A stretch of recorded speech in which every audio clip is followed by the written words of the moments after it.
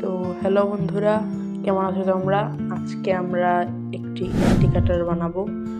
আর এটা বানাতে বেশি কিছুই লাগে না, শুধু দুটো আইসক্রিমের কাঠি এবং একটি পেন্সিল কাটার হলেই হয়ে যায়।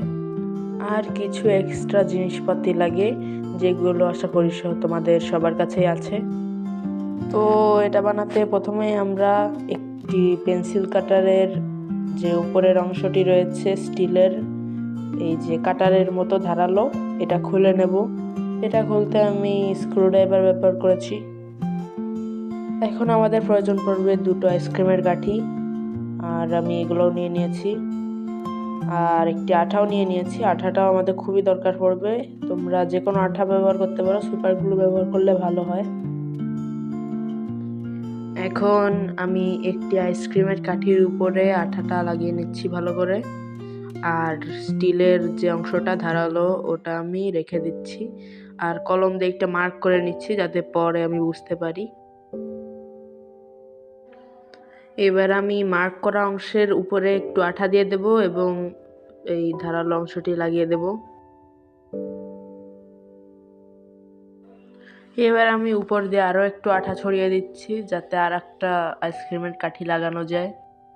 আর আমি দ্বিতীয় কাঠিটিও লাগিয়ে নিচ্ছি।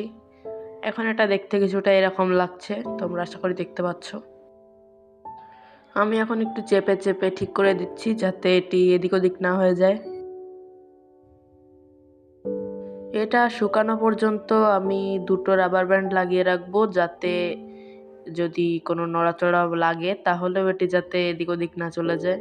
আর এদিক ওদিক যাতে চলে যায় যদি, তাহলে আমরা এটাকে আবার নতুন করে বানাতে পারবো, সমস্যা হবে না। কিন্তু সুপার গ্লুটা দেওয়ার জন্য আমাদের একটু অসুবিধা হতে পারে, তাই আমি চেষ্টা করছি যে একবারেই বানাতে, আর সেজন্য আমি রাবার ব্যান্ডটা দিচ্ছি।